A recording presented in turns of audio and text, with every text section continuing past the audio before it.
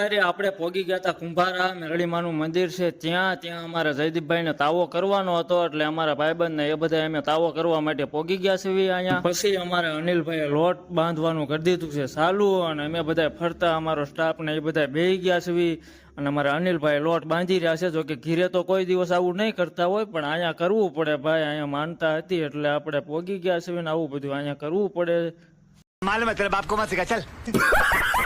અને પછી અમારે સાપડી થઈ ગઈ હતી રેડી. પછી અમારા અનિલભાઈ ને નવલસિંહ બે તળવા બેહી ગયા છે, તમે જોઈ શકો છો. અનિલભાઈ ને ફાવે છે એટલે એને તળવા બેહાર્યા છે એમ. જો કે અમને કોઈને તો કઈ ફાવતું હતું નહીં એટલે આપણે સાઈડમાં ઊભા રહી ગયા છે. અમારા અનિલભાઈ ને નવલસિંહ બે સાપડી તળી રહ્યા છે, તમે જોઈ શકો છો. આ રીતે બધું છે ને આ બધું આપણે હાથે કરવાનું હોય છે. અહીંયા આ બધા તમે જોઈ શકો છો, આ બધા બેઠા છે એ કોઈને કઈ આવડતું નથી. જો કે મને નથી આવડતું એટલે અમે બધા સાઈડમાં બેહી ગયા છે. આ રાતનો કાંઈક અહીંયા નજારો છે. કુંભારા મેરડીમાનું મંદિર છે ત્યાં, અને ત્યાં ઘણા બધા તાવો કરવા માટે પણ આવ્યા છે કેમ કે આજે રવિવાર હતો ને આ અમારા ધંબા ને કિશુભાઈ બે બેઠા છે.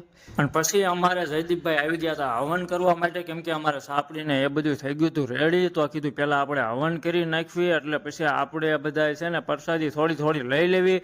અમારે જયદીપભાઈ હવન કરી રહ્યા છે અને પછી અમારે આવી ગયો તો જાહેર વધાવવાનો વારો. અમારે જયદીપભાઈ નવલસિંહ અનિલભાઈ જાહેર વધાવી રહ્યા છે અને આ રીતે આ બધું છે ભાઈ. અહીંયા આ રીતે આ બધું કરવાનું હોય છે. क्या बात कर रहे हैं? તો ફાઇનલી મિત્રો હવે આપણે બેહી ગયા છીએ આપણી પેટ પૂજા કરવા માટે. અમે બધા ટોળો ભરીને બેહી ગયા છીએ, તમે જોઈ શકો છો. અને અમારા અનિલભાઈ જો સોળેલું કરી રહ્યા એને એમ કે અમને કોઈ શાક રોટલા દેવા આવવાના છે ને એવી રીતે સોળેલું કરે છે ભાઈ.